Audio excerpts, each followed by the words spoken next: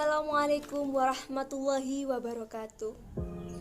Perkenalkan, nama saya Miftahul Ainia, Prodi Manajemen Pendidikan Islam, Universitas Islam Negeri Sunan Ampel, Surabaya.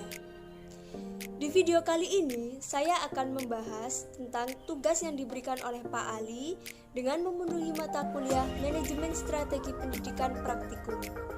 Di video ini, saya akan menjelaskan bagaimana step by step mengisi instrumen IDM. IDM itu evaluasi diri sekolah atau madrasah. Silahkan disimak video selanjutnya. Di sini, saya akan menjelaskan apa itu IDM dan bagaimana cara mengisi instrumennya. Yang pertama, saya akan menjelaskan tentang apa itu IDM. IDM ini adalah singkatan dari evaluasi diri madrasah. Evaluasi diri madrasah atau IDM sendiri adalah mekanisme evaluasi internal yang dilakukan oleh kepala madrasah bersama pendidik atau guru, komite madrasah, orang tua, dan dengan bantuan pengawas. Hasil IDM dimanfaatkan sebagai bahan untuk menyusun program pengembangan madrasah lebih lanjut. IDM ini disusun sebagai acuan untuk menyusun rencana kerja jangka menengah, RKJM, dan rencana kerja tahunan RKT. Melalui IDM, diharapkan madrasah dapat berbenah diri dengan melakukan perubahan-perubahan sesuai dengan kekuatan, kelemahan, peluang-peluang, serta hambatan yang dihadapi. IDM ini mirip dengan analisis SWOT, dan analisis SWOT ini sama-sama mencari kekuatan, kelemahan, peluang, serta hambatan yang dihadapi dalam mengevaluasi diri madrasah. Instrumen IDM sendiri terdiri dari 8 Standar Nasional Pendidikan (SNP) yang dijabarkan ke dalam 26 komponen dan 62 indikator. Setiap standar terdiri atas sejumlah komponen yang mengacu pada masing-masing standar nasional pendidikan sebagai dasar bagi madrasah dalam memperoleh informasi kinerjanya yang bersifat kualitatif. Setiap komponen terdiri dari beberapa indikator yang memberikan gambaran lebih menyeluruh dari komponen yang dimaksudkan. Salah satu contoh isian terhadap indikator ditunjukkan oleh gambar di bawah ini. Nah, ini adalah instrumen dari IDM. Yang pertama ada standar. Standar ini tadi sudah dijelaskan bahwasannya ada 8 standar. Lalu yang kedua ada komponen, indikator, bukti fisik, deskripsi indikator, tahapan pengembangan, dan yang terakhir adalah rekomendasi. Nah, fungsi utama video saya kali ini adalah menjelaskan bagaimana langkah-langkah dalam penyusunan, dalam pengisian, dan dalam pemahaman indikator pengisian IDM ini.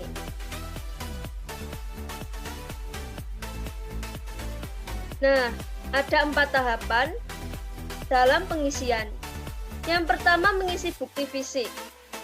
Bukti fisik ini yang tersedia digunakan sebagai bahan dasar untuk menggambarkan kondisi madrasah terkait dengan indikator yang dinilai. Bukti fisik ini diisi dengan melihat indikator kunci pada penyusunan IDM. Mari kita laksanakan step by step-nya terlebih dahulu. Ini merupakan indikator dan komponen yang pertama kali harus dilihat untuk mengisi bukti fisik. Saya akan mencontohkan dalam komponen ke-6.1, indikator 6.11, tentang sekolah merumuskan visi dan misi serta disosialisasikan kepada warga sekolah dan pemangku kepentingan. Indikatornya sudah jelas bahwasannya ada merumuskan visi dan misi. Maka bukti fisik yang dapat diisi pertama kali adalah yang pertama dokumen, visi dan misi.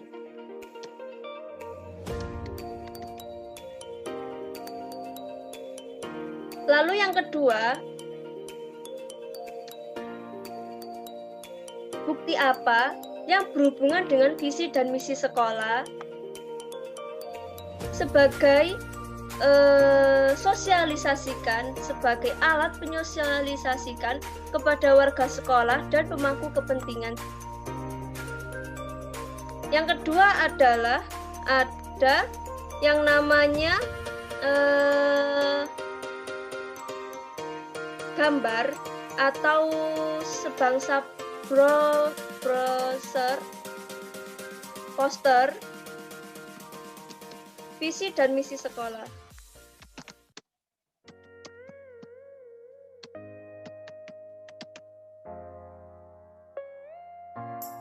Selanjutnya, setelah bukti fisik terisi, langkah yang kedua adalah deskripsi indikator. Deskripsi indikator ini adalah kolom ringkasan deskripsi indikator berdasarkan bukti fisik pada instrumen IDM, diisi uraian singkat yang menjelaskan situasi nyata yang terjadi di madrasah sesuai dengan indikator pada setiap komponen yang dibedakan berdasarkan pada kelemahan dan kelebihan sesuai dengan isian pada bukti fisik. Setelah melihat indikator dan mengisi bukti fisik, selanjutnya adalah mengisi ringkasan deskripsi indikator.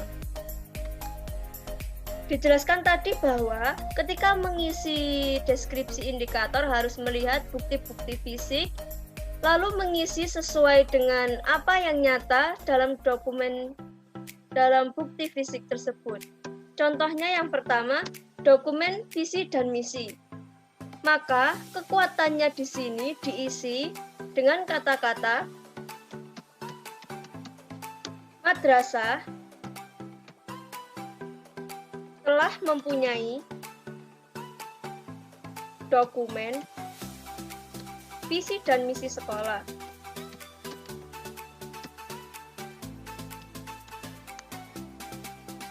Yang kedua, madrasah telah mempunyai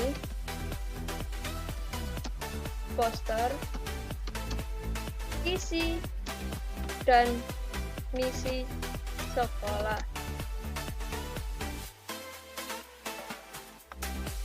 Selanjutnya adalah kelemahan.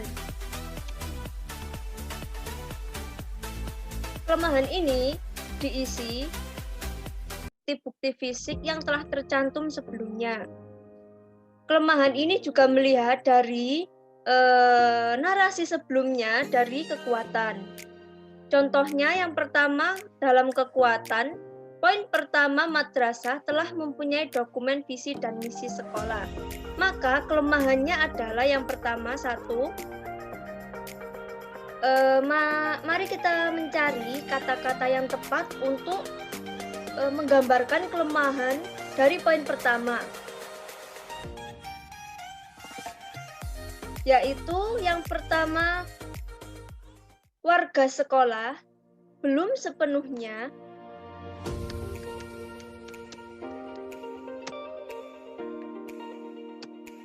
memahami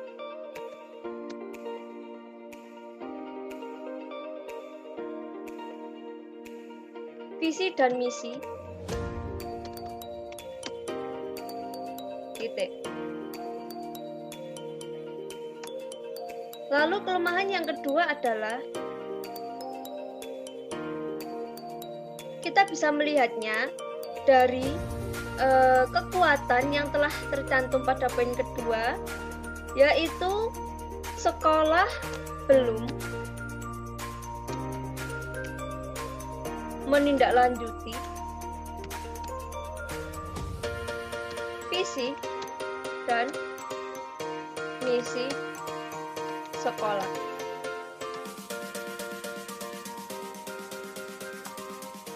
Setelah bukti fisik dan deskripsi indikator telah terisi, lalu tahap selanjutnya adalah mari kita scroll ke atas, yaitu tahap pengembangan. Nah, tahap pengembangan ini sendiri itu diperoleh dari perbandingan deskripsi setiap indikator dengan rubrik yang ada di bawahnya. Untuk melihat posisi tahapan pencapaian, madrasah kemudian memilih rubrik yang dipilih mendekati atau sama dengan deskripsi madrasah untuk kemudian memberi tanda centang pada tahapan pengembangan yang bersesuaian. Ada 4 tahap. Yang pertama belum memenuhi, yang kedua memenuhi SPM, yang ketiga memenuhi SNP, dan yang terakhir adalah melampaui SNP. Mari kita lihat ke bawah tabel-tabel keempat tahap tersebut. Nah, di sini ada tahap ke-1, tahap kedua, tahap ketiga, dan tahap keempat. Nah, ketika indikator ini terisi dan telah melihat pada studi kasusnya, kalau sekolah belum memiliki visi dan misi yang jelas dan dirumuskan bersama warga sekolah, maka ini yang akan di-checklist. Kalau ini sudah terlaksana, maka selanjutnya adalah tahap kedua, yaitu sekolah memiliki visi dan misi, namun belum dirumuskan secara bersama dan belum terrealisasikan di seluruh warga sekolah. Nah, pada studi kasusnya, misalnya visi-visi tersebut sudah ada dan belum direalisasikan dengan baik, maka poin kedua ini yang akan dicentang. Poin ke ini dicentang ya. Ini sudah ada centangnya. Nah, setelah tahapan pengembangan terisi, mari kita lanjut pada yang terakhir sendiri. Pada tahapan terakhir adalah tahap rekomendasi. Mari kita scroll ke atas. Nah, tahap keempat rekomendasi ini, setelah menentukan tahapan pengembangan, madrasah kemudian menyusun rekomendasi berdasarkan bukti fisik, deskripsi, dan tahapan pengembangan untuk setiap indikator.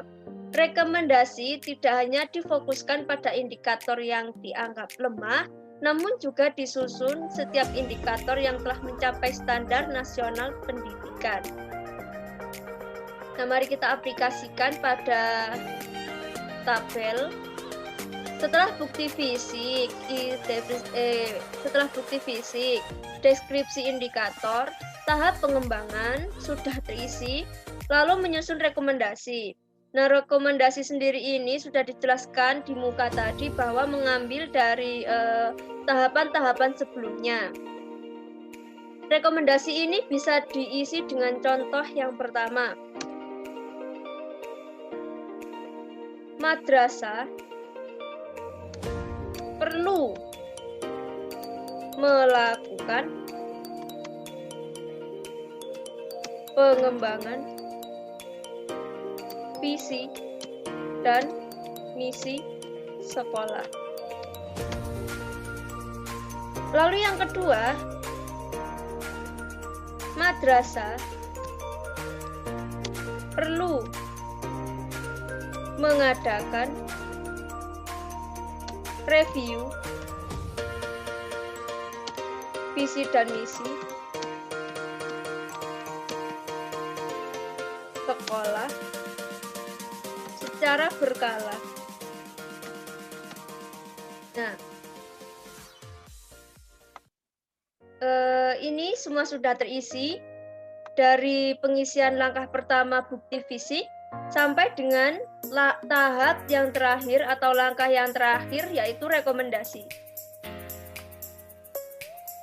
Ini adalah gambaran bagaimana cara pengisian instrumen IDM.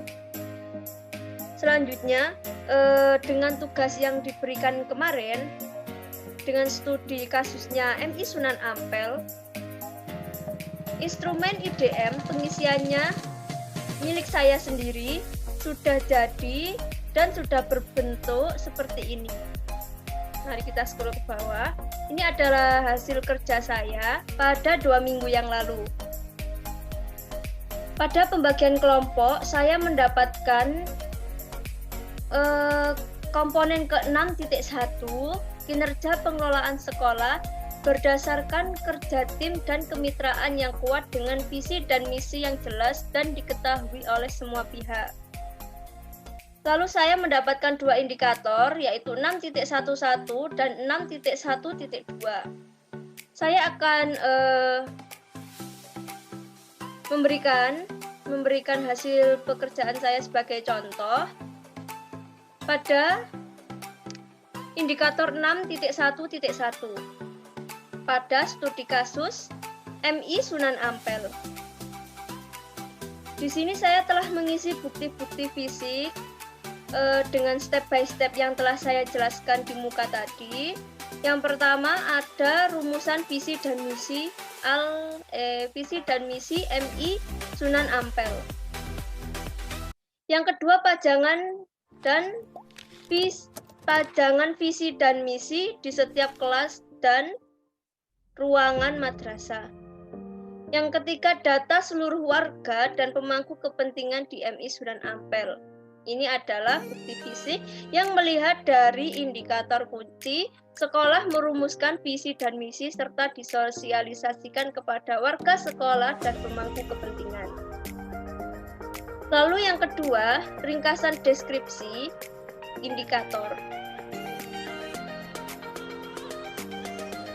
Ringkasan deskripsi ini berisi yang namanya kekuatan dan kelemahan.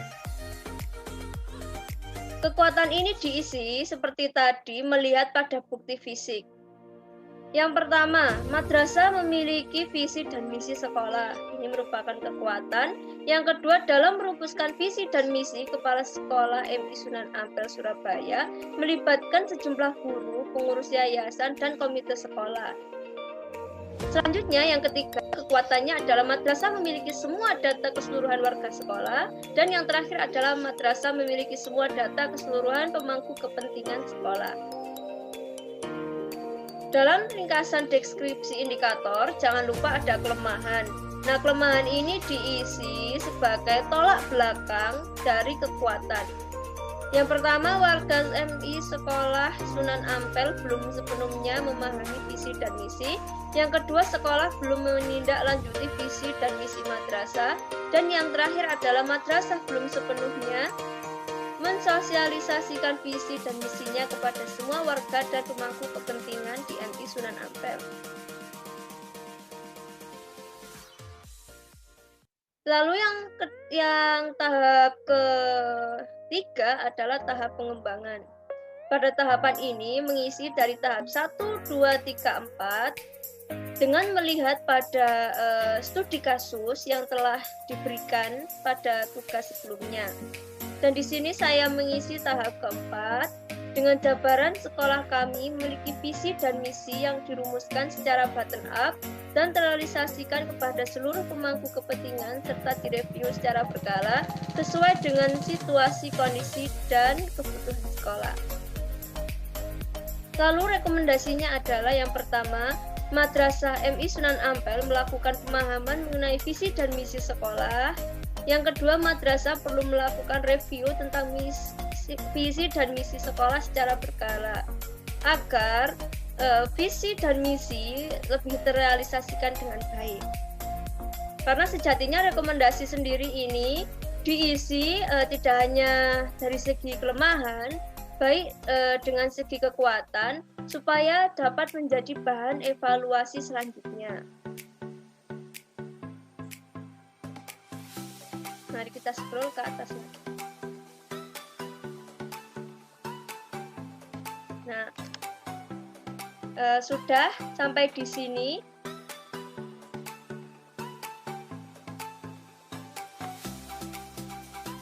Nah, itu tadi penjelasan saya pribadi.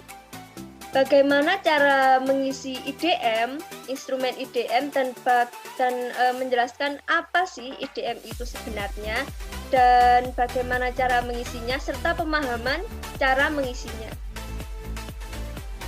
Sekian dari saya. Apabila ada salah kata atau penjelasan yang kurang tepat, saya dan pemirsa semua masih sama-sama belajar. Kalau ada yang salah, tolong diingatkan. dari saya, Miftahul Ainiyah. Wassalamualaikum warahmatullahi wabarakatuh.